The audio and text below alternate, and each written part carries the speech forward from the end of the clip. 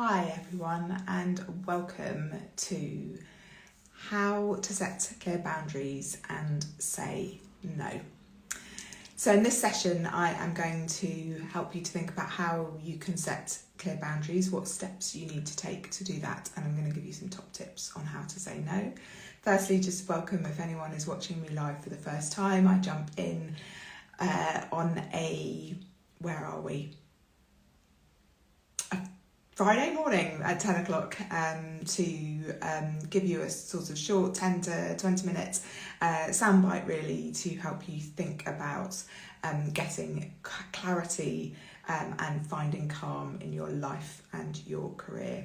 And I'm Emily Petty. I am a leadership coach. I am a trainer and facilitator, and I'm a creator of spaces. I create spaces for you to be, to think, to grow and to lead your way. So let's get started. So my first thought really is that it's easier to say set boundaries and say no when we first consider a few things. So firstly, what is it costing you to not have boundaries and say yes all of the time? What is it costing you to not have boundaries and to say yes all of the time? So I'm going to share these questions. Do just write them down or watch back afterwards and reflect on that. What is it costing you? I think often we don't consider, we maybe consider the short-term outcome, which might be that we're trying to please people, but actually there's a long-term cost that it might be costing you. That might be costing you your health, your well-being, all sorts of things could have an impact because you are saying yes all of the time. And then the second question is, what is the root or core assumption that causes you to not set boundaries? So why are you not setting boundaries? What are you assuming might happen? So that might be you think or that you believe that saying yes is kind, and you've been brought up to be kind and to be good and to be helpful and to say yes to everything. You want to please people, you want people to like you, you want to be good, you want to work hard. That's an important value perhaps for you. Maybe you don't trust others to do the job and it's easier for you to do the job, and you don't want to let people down. Those are some of my thoughts. Those are some things that come up for me personally and for my clients.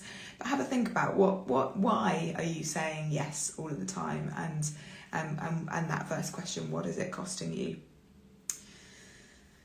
So first I thought before we kind of really delve in, I thought I'd ask you, what is a boundary? We sort of talk about these sort of platitudes and these words. So I've got a couple of versions. So one source that I looked at, it says that it's the lines we draw ourselves to protect our emotional well-being, our physical space, our personal space, our workplace, in our workplace and our workload, perhaps protecting our material belongings. We have boundaries, we have fences around our properties, or to protect our time. So, and these boundaries could be at work, it could be socially, it could be at home, it could be with your family, it could be in terms of sort of when we're out and about, physical boundaries around how people interact with us when we're out and about in the world. Another quote that I have sourced from a book that I was just recommending on my stories, which is Kemi Nepapil's book, Power. And she writes, boundaries are intentionally crafted limits and guidelines that we put in place to respect ourselves and other people. I'll read that again. Boundaries are intentionally crafted limits and guidelines that we put in place to respect ourselves and other people. And she goes on to say, I have boundaries because I want to be the kindest person I can be. So if you believe that saying yes is kindness, this will hopefully be a good reframe. I don't want to walk around feeling resentful, overwhelmed and exhausted. I've never met anyone who is kind when they are resentful, overwhelmed and exhausted. So that really, really impacted me. So I thought, wow, that's amazing. actually the kindest thing we can do is to commit to ourselves and to set ourselves our own personal boundaries. So if we know that a boundary is that intentionally crafted limit, then we need to put some thought into it. We need to create our own boundaries and understand what they are, and maybe not, they may be unique to you. And so it's worth taking that time to really identify what your personal boundaries are. And as I say, that will be unique to you. So that's not necessarily the same boundaries that someone else might put in place. And in order to set that boundary, we need to know what we want and where we want to set that boundary. And that takes time. As I said, it takes time to just stop and reflect and to look back on when we have set boundaries or when we haven't set boundaries in the past and what that meant. And some questions that you can ask here is, what's important to me? What matters? What do I need to protect? What's important to me? What matters? And what do I need to protect? And this can help you draw on your values. So what matters will help you draw to your values. And if one of your values is kindness, unpick that to help you understand, what is the kindest thing that you can do? Is your desire to be kind causing you overwhelm and burnout and frustration and resentment? So noticing those emotions are really important. The next step is to know your strengths. So sometimes saying yes is easy when it's something maybe we're good at, and people start to ask you to do something because you're good at it and you do it well and you can be trusted. And I was chatting to a friend the other night who is good at and an expert in a certain area of her work. And she was saying how her boss is asking her to do that more and more, and in fact has almost sort of slightly steered her job to be a specialist in that specific area. But actually she said that even though she's good at that and is capable of that and jumps into that role very readily, she wanted to spend more time doing something else, learning and stretching her creative side. And actually that requires her to set a boundary to say, yes, I know I'm good at this area of work and I will do it to my very high standard and very well. But actually, if I take it all on, then no one else in the organisation knows how to do X, Y, and Z. And I also want to grow and develop. And that means for me, I would like to spend less time doing the thing that I'm actually good at and more time doing something where I want to stretch and grow. So I would say that's a boundary she's putting in place. So she's saying, actively, I want to take the lead here and move into a different area and stretch myself. So when we know our strengths and we know perhaps what we're being not pushed into, but encouraged to do because we are expert at it, we can either say, yes, I want to be in that place, it's good, I really want to be working in my strengths and leaning into that. Or it might be that you need to flex. So really understanding, where are your strengths, where do you need to grow, where do you want to grow, where do you want to push yourself out of your comfort zone, and where do you want to work within your strengths.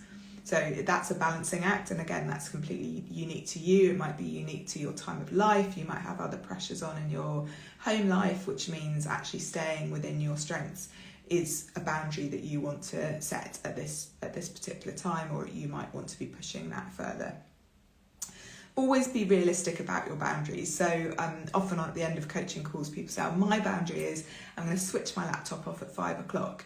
And I might ask, what are you doing at the moment? Well, I'm working till 9 or 10 o'clock. So that's quite a big leap to make a big shift. So actually, what small step could you take first that maybe will help you work towards a longer term goal of switching your laptop off at 5 o'clock? So be realistic and then commit to that boundary. And one of the ways we can commit to that boundary is to communicate it. So if people don't know where your virtual fence is, then they're going to walk over that fence.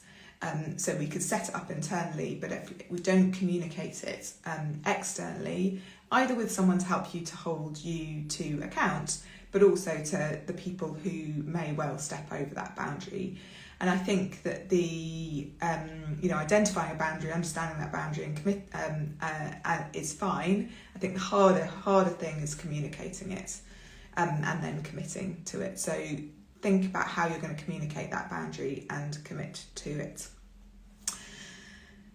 So one of the ways that we can communicate that boundary is to say no. I'd encourage you to be proactive in advance, to say, I don't do this because X, Y, and Z before someone gets to the point of asking you. But if you are asked things or things of you all of the time and you don't want to say yes, here are some top tips for you. So the first is to say yes, not now. So often we're put under pressure, produce this report tomorrow. So yeah, I can produce that report, but I'm not going to be able to do that till Friday. And just state that. Is that not, you don't even say, is that okay? You say, that is what I can offer you. It's either that or I don't do it at all. You can say no, but I can do something else. So the example that was always sort of cited to me, which I think Kemi Neckville mentioned in a podcast, which I can't remember where it came from, but which I quite like because it resonated for me, was around, you're at the school, in the school playground, and the chair of the PTA comes up to you and says, we've got the cake sale on Friday, Emily. Can you just bake us a cake for the cake sale? Now, at the time when I had young children, not many, I work full time, and I'm not a baker. So I always just used to sort of run away and avoid the PTA like the plague. But actually I could have said, no, I can't bake a cake, but I can pop to the co-op and buy some cupcakes, or I can donate £5 to someone else to buy some cupcakes. So what alternative can you offer? You can also say, you cannot commit to an answer. You can say, I don't know yet. I don't have an answer. I'm not able to give you an answer yet. Can I come back to you tomorrow at 9:00 with a yes or a no? That's particularly helpful if you are someone who likes to reflect and needs a little bit of time, and maybe you're feeling like that adrenaline has run through you and you feel a bit kind of uptight. Then that gives you an opportunity to step back so that you can really consider your yes or your no, and consider your strategy, particularly if you're going to say no. If you are going to say an outright no, think about what the outcome for that person is. So you could say no because I'm working on something else, which might also be a priority for the other person. To help them to see how you're not just being a blocker, but you are enabling them and supporting them to reach their goals and their targets. I'd avoid apology, and I'd avoid excuses. Sometimes when we sort of say, no, I can't do that, I'm going out, or I've got to do the hoovering, or washing my hair, whatever that might be, people will come back with a retort to that. So those are my tips. So some tips on saying no, but really the step before that is really understanding what your boundaries are, drawing that line really, really clearly, committing to it, making it realistic, and communicating it effectively. So I'd encourage you to just take a moment to reflect on, where are your boundaries, what matters most for you, where are your boundaries being overstepped, and where would you like to practice setting boundaries, and set one small realistic intention in the next few weeks to help you to start to set those clear boundaries and say no, and step into and notice the impact that has on your confidence, on your life, on your motivation. So I hope that's been helpful. I love this conversation, so I'd love to hear more about your thoughts on what setting boundaries looks like for you. And do join me next week for next week's Clarity and Calm, where we're delving a bit more into this conversation, but thinking about our ambition and how we set that time for us to sort of to grow those deeper roots so that we can be motivated and empowered to succeed, rather than being led by other people's social sort of expectations around success and hitting goals and taking action. So I look forward to seeing you then. Have a lovely weekend.